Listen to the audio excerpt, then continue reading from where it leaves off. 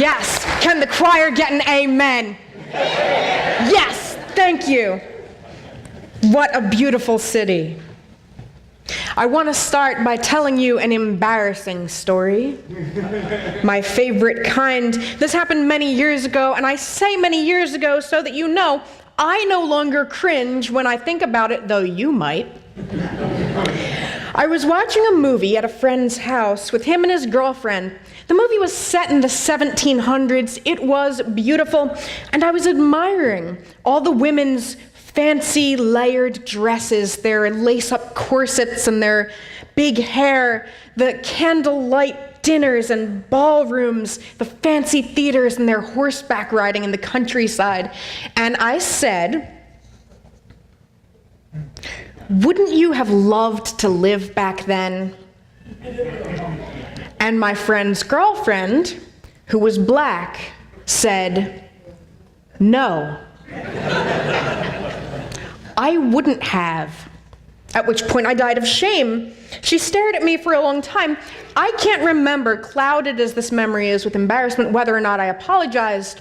I should have, in either case. And I tell you this, not because I want to absolve myself now of the stupidity of my comment, which is timeless. It speaks for itself. I tell you this because it illustrates how easy it is to go through life without realizing at all how self-centered your perspective is until you put your foot in your mouth, which people do every day. Every day. It is so easy to just be casually oblivious, not even maliciously oblivious, just casually and unthinkingly, to the fact that there are other ways of seeing things that are just as valid, if not more so. It's so easy when your way of seeing things is the dominant one, the one that gets reproduced everywhere, over and over, and broadcast back to you in beautiful movie form. I guarantee you that that movie about how great the 1700s was, that was made by white people. And so I'm not at all surprised that a white person watching it came to the conclusion that the 1700s were great. It was, for us. This is why representation matters. Not just on the screen, but among writers, producers, executives. Every time a company has to apologize for a thoughtlessly racist ad, which keeps happening over and over. You'd think that they would stop by now. No. I think every time when they apologize, you know, one person of color at that ad agency could have prevented this, and the last one, and the one before that, just one. To decenter yourself is to acknowledge that there might be other versions of the same story, other versions of the same time, the same place, and that those other versions are worth something, and they do not devalue yours. I like to say that being straight and cisgender is not normal, it's common. And being white in Oregon is not normal, it's just extremely common. But often, those common experiences of the demographic majority gets centered in our society through our media, our entertainment, our laws, most chillingly, our general beliefs and our religious practices. When we look at all the films that have won an Oscar for Best Picture in the last 25 years and add up every person who speaks at any point in those movies, women are speaking less than 10% of the time. And in a survey of 2,000 films made in the US, fewer than 25, that's 1 in 4, 25%, feature a woman lead at all, with the most spoken lines. Last year's Best Picture winner, The Shape of Water, had a female lead who literally did not speak. Have you heard of the Bechdel test? It's a test for movies. It only has 3 criteria. 1, does the movie have at least 2 women with names? 2, do they, at any point in the movie, speak to one another? 3 is the conversation about something other than men. That's it. That's the Bechdel test. And most movies fail. Wow. We listen to the stories of men, mostly white men. These are presented as normal, the normal stories that everyone is supposed to be able to relate to. Anything else is just a special interest of some niche group, because women, as you know, are a niche group. Their movies are chick flicks, or if it features people of color, that's a black movie. As if white male stories aren't a special interest and a special niche of their own. A common one, yes. This is why Black Panther is so revolutionary and wonderful. Same with the movie Bridesmaids when it came out. 4 or 5 female leads all speaking to each other. And this is why the Me Too movement was so effective, and why powerful men are now being held accountable for their actions for basically the first time in history. When the stories of oppressed groups are finally centered and believed, their value is affirmed. Liberation theologian Ivan Gabarra writes that philosophical theories of knowing, how we know what it is that we know, within the Western tradition have always been human-centered and male-centered, which is why for so many centuries we assumed that nature was here for us to consume and destroy. Our way of knowing was confined to the human as opposed to nature. She says that this does not mean that those ways of knowing are false, no, or that they've deliberately pushed women, minorities, and the poor to the side. It does mean, however, that those ways of knowing, those values about knowledge, their treatment of human knowledge has been very limited. They refer to the experience of one part of humanity as if it's the experience of all of us. And it's not true. She says that when we speak of scientific knowledge, philosophical knowledge, theological knowledge, we're always referring to knowledge gained and disseminated by men. What was left to women, she writes, and to the poor, was so-called experiential knowledge, based on everyday experience, but it was not automatically recognized as real knowing. Consider the well-meaning sentence, "That's never happened to me." Have you heard this before? Sexual assault survivors so rarely come forward because they don't expect to be believed by their fellow humans.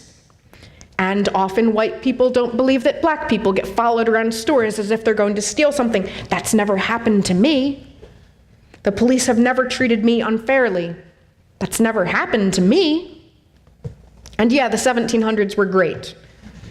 But there are other ways of seeing it, other ways of seeing the same situation.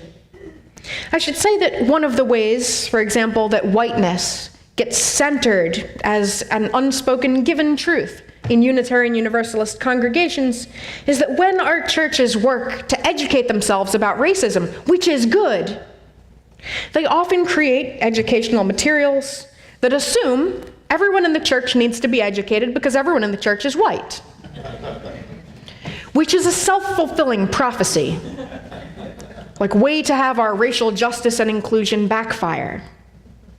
And this is unintentional. It is casual, thoughtless. I don't want anyone here or anywhere really to walk on eggshells or to be afraid of saying the wrong thing. One of the big takeaways here is that everyone says the wrong thing. In a covenantal community, though, how we deal with this is not to call each other out. We call each other back in, with kindness and understanding that the human condition includes moments of accidental selfishness. We can, with kindness, point out to others when they've centered their own experience in a way that excludes others, in a way that maybe they should be more cognizant of. Sometimes all it takes is a gentle nudge to be able to see things from a different angle. Doing the work of decentering isn't just good social justice, though. I believe it's crucial to a religious life. I believe that living a religious life, one where you regularly practice thinking about things outside of yourself, naturally lends itself to a longing for justice, for that which is outside of yourself. The word religion has an uncertain origin, but it probably comes from the Latin religare, meaning to repeatedly bind something, or to be repeatedly bound. Ligare as in ligature. What is it you are bound to do as a religious person, or as a person leading a spiritual life? What is it you are obligated to do not just once, but over and over throughout your life as a practice? Our highest ideals involve not being the same, but being together in our diversity of experiences, honoring one another's different paths. Decentering your own experience from the narrative doesn't mean negating it. It means holding others up alongside of it in equal value. Oh, what a beautiful city we are. You know, a major part of meditation practices is centering, re-inhabiting your inmost self to witness your own thoughts. And so is decentering, detaching yourself from those thoughts and watching them as if from a distance. This practice, this repetition of what does not come naturally, speaks to an obligation we have to become more comfortable in decentering the self. The worship theme of this month is centering. I would argue that being able to decenter helps us be more able to re-center ourselves again. The theologian James Luther Adams writes that the unexamined faith is not worth having because it can be true only by accident. We must be able to step outside of ourselves to examine our own faith as Unitarian Universalists. I think it's an obligation. As Patty Ann Rogers wrote, if your father was a redbird, naturally, you would picture your faith arranged in filamented principles from pink to crimson. You would be obligated, she says, to try to understand what it is that you recognize in the sun as you study the sunset over and over again.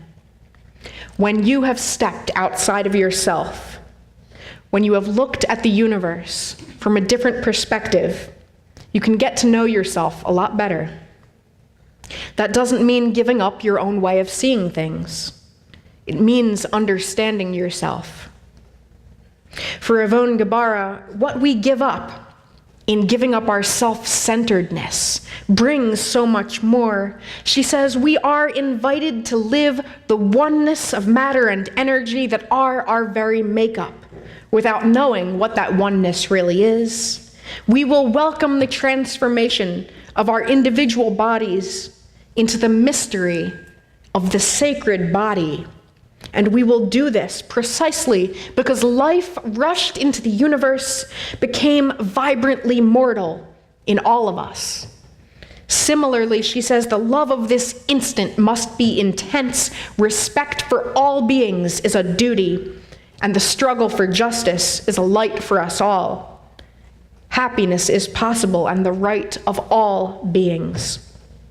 And so, in reverence of our diversity, of the many who gather here as one, in all of our sacred difference, and in our repeated practice of noticing one another's complex nature, together do we give thanks for this precious day. Amen.